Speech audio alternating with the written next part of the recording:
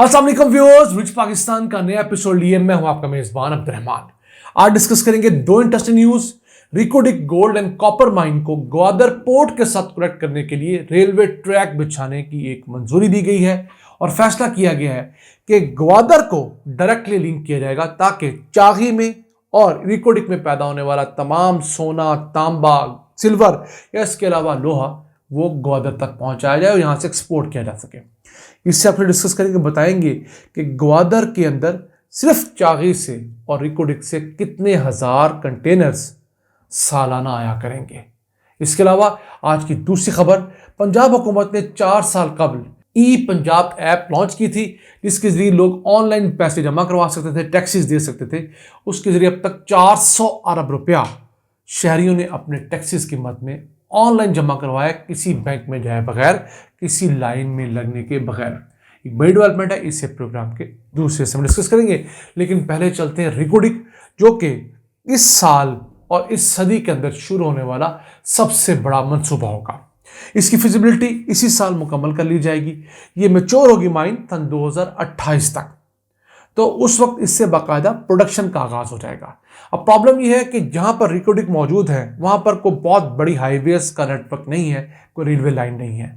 तो फैसला किया गया है रिकोडिक की इस गोल्ड माइन को ग्वादर पोर्ट के साथ कनेक्ट किया जाएगा। उसके लिए 650 किलोमीटर की एक पटड़ी बिछाई जाएगी ट्रेन की, और यह पटड़ी पोर्ट कासिम या कराची पोर्ट से कम डिस्टेंस से होगी।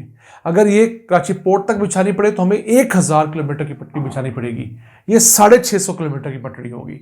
350 किलोमीटर की मुसाफत कम है, फिर ऑब्वियसली 350 किलोमीटर की मुसाफत कम होने का मतलब है 2 से 3 घंटे का सफर भी कम होना। तो ये एक अहम डेवलपमेंट है, इस पर काम का आगाज हुआ है कि फिजिबिलिटी इसकी भी फौरी तौर पर बना के दी जाए। ये काम तो 2 से 3 महीने का एक सर्वे करना है उस इलाके का, तो पता लग जाएगा कहाँ से इस ट्रेन की पटरी से गुजरना है। अब चागी जिस जिले के अंदर रिकोडिक मौजूद है उसमें ना सिर्फ सोना है, तांबा है, उसके अलावा सिल्वर है, बल्कि लोहे के ज़खायर भी हैं और भी दीगर बहुत सारी मादनियात हैं जो मुस्तकबिल में इस रेलवे ट्रैक के जरिए जा सकेंगी। अब ये रेलवे ट्रैक बहाना बुनियादों पर 6000 कंटेनर्स ट्रांसपोर्ट करेगा फ्रॉम रिकोडिक टू ग्वादर पोर्ट, और फिर ग्वादर से ये सारा का सारा जो सोना है ये एक्सपोर्ट किया जाएगा साउथ अफ्रीका या किसी और रिफाइनरी में, जहां जाकर इसको मजीद रिफाइन किया जाएगा। अभी फिलहाल यहां पर जो कंपनी काम शुरू करेगी बैरिक गोल्ड, वो रिफाइनरी नहीं लगाएगी। मेरी भी ख्वाहिश है रिफाइनरी यहां पर लगे, लेकिन हुकूमत ने न जाने उनको क्यों इस बात पर कन्विंस नहीं किया कि यहां पर गोल्ड और कॉपर की रिफाइनरी क्यों नहीं लगाई जा रही। क्योंकि हम बलूचिस्तान में अगर रिफाइनरी लगाएंगे, इंडस्ट्रियलाइजेशन करेंगे, तो तभी जाकर बलूचिस्तान में लोगों को रोजगार मिलेगा और वो आसूदा हाल होंगे। तो फिलहाल यहाँ पर जो भी चीज़ निकाली जाएगी उसे इब्तदाई तौर पर रिफाइन किया जाएगा, और थोड़ा नहीं, 45 मिलियन टन शुरू में और फेज 2 में 90 मिलियन टन जो और होगा जिसमें गोल्ड और कॉपर होगा उसे निकाला जाएगा। उसे रिफाइन करके मैक्सिमम जो उसका रेत, मट्टी, गारा है वो यहाँ छोड़ दिया जाएगा। जो उसकी 95-96% प्योर हालत है उसके ब्लॉक्स बनाए जाएंगे, वो शिफ्ट किए जाएंगे थ्रू रेल ग्वादर, और रेल के बाद वो जब आगे एक्सपोर्ट होकर ग्वादर के रास्ते किसी मुल्क में जाएगा तो वहां पर इससे प्योर गोल्ड एंड कॉपर बनाया जाएगा। अब पाकिस्तान का अलमिया ये है कि अगर हमने इस गोल्ड माइन को डेवलप करना है तो हमें शुरू में $10 बिलियन इन्वेस्ट करने होंगे। वो हमारे पास नहीं, हमारे पूरे मुल्क के पास $8 बिलियन हैं, तो हम $10 बिलियन कहां से इन्वेस्ट करेंगे? तो ये $10 बिलियन फिलहाल बैरिक गोल्ड कंपनी और पाकिस्तान में तेल और गैस ढूंढने वाली कंपनियां जो हैं वो इन्वेस्ट कर रही हैं।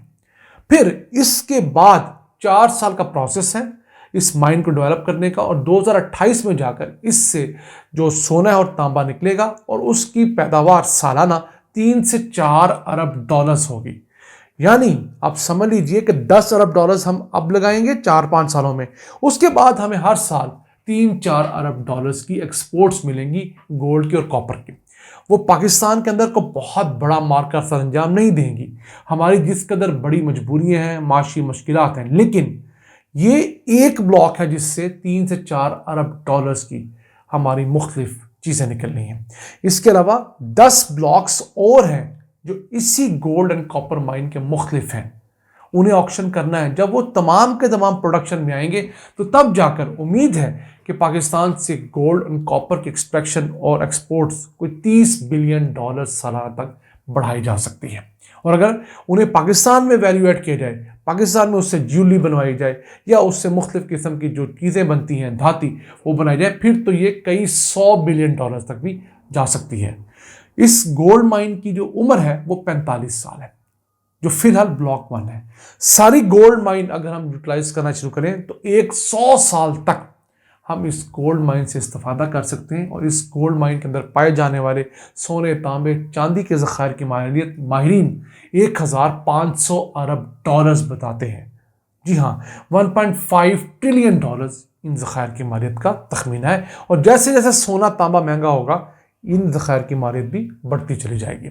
अब 2-3 अच्छी डेवलपमेंट्स और भी हैं। इस प्रोजेक्ट के लिए 3 स्कूल जो हैं वो अपग्रेड कर दिए गए हैं ताकि मुकामी बच्चे वहाँ पर पढ़ें और मुस्तकबिल में वहाँ से पढ़कर इसी प्रोजेक्ट में काम पर लग जाएं, क्योंकि ये एक जनरेशन का काम नहीं है। इस प्रोजेक्ट पर पाकिस्तान की 3-4 जनरेशन काम करेंगी, मुख्तलिफ नस्लें यहाँ पर बरसे रोज़गार होंगी। उसके अलावा यहाँ पर हुनर फाउंडेशन एक प्रोग्राम चला रही थी टेक्निकल एजुकेशन का, लड़कों को लड़कियों को मुख्तलिफ किस्म के टेक्निकल काम सिखाने का, मसलन प्लम्बिंग का, इलेक्ट्रीशियन का, मिस्त्री का काम, कंक्रीट बनाने का। तो वो तमाम जो उस इलाके के कम पढ़े लिखे लड़के लड़कियां हैं जो ये काम करना चाहें, टेक्निकल एजुकेशन सीख कर इस प्रोजेक्ट में काम कर सकते हैं, क्योंकि उसमें बहुत सारा कंस्ट्रक्शन वर्क है, लेबर कॉलोनी बननी है, सिक्योरिटी के तमाम मामलात होने, तो उस पर अच्छी खासी लोगों की ज़रूरत है। फिर यहाँ पर वाटर फिल्ट्रेशन प्लांट्स का भी आगाज़ किया गया है। तो उम्मीद करते हैं कि ये प्रोजेक्ट पाकिस्तानियों के लिए बेनिफिशियल होगा। आइए चलते हैं आज की दूसरी हम खबर की जानब। 2019 के अंदर हुकूमत पंजाब ने ई पंजाब ऐप शुरू की थी, जिसके जरिए आप पंजाब हुकूमत को दिए जाने वाले टैक्सेस बैंक जाने की बजाय घर में बैठे बैठे भी अदा कर सकते थे। तो पिछले 4 सालों के दौरान पूरे पाकिस्तान में बसने वाले पंजाबी शहरियों ने अपने 30 लाख अकाउंट्स के जरिए 400 अरब रुपया जमा करवा दिया है। यानी पंजाबी पूरे पाकिस्तान में बल्कि दुनिया में कहीं भी बसता हो तो वो उस ऐप के जरिए पंजाब में मौजूद अपनी प्रॉपर्टी, अपनी गाड़ी, अपने दीगर तमाम टैक्सेस अदा कर सकता है। कितना आसान है, उसे किसी को कहने की ज़रूरत नहीं, किसी बैंक जाने की ज़रूरत नहीं। आप ऑनलाइन ऐप डाउनलोड करते हैं, अपने टैक्स की डिटेल डालते हैं, आपको वहाँ पर ना सिर्फ टैक्स जमा कराने की ज़रूरत मिलती है बल्कि आपको उस पर रियायत भी मिलती है 5%, 10% तक। तो अच्छी डेवलपमेंट है। 30 लाख लोगों ने जो पंजाबी हैं उन्होंने इस पे खुद को रजिस्टर करवाया। बाकी सूबे भी आहिस्ता आहिस्ता इस फील्ड में आगे आ रहे हैं और आना भी चाहिए। 5 करोड़ से ज़्यादा ट्रांजैक्शंस हुई हैं, जिनमें 400 अरब रुपया हुकूमत के पास गया है। और ये पैसे वो हैं जो सूबाई टैक्सेस हैं, इनमें वफाक के टैक्सेस का कोई हिस्सा नहीं है। अब सूबे बहुत थोड़ा टैक्स कलेक्ट करते हैं अपने सोर्सेज से। पंजाब की बात कर लें तो पंजाब को वफाकी हुकूमत 3,300 अरब रुपया देती है, जो कि इस साल दिया, जबकि पंजाब ने अपने सोर्सेज से 625 अरब रुपया अलहदा से टैक्स कलेक्ट किया है। तो 625 में से 240 अरब रुपए पंजाब रेवेन्यू अथॉरिटी ने कलेक्ट किए हैं। फिर मुख्तलिफ लीजेस वगैरह, जैसे हम आपको कल बता रहे थे, मादनियाती को लीज दे दी, कोई हाईवे से पैसे आगे, वो अलहदा है।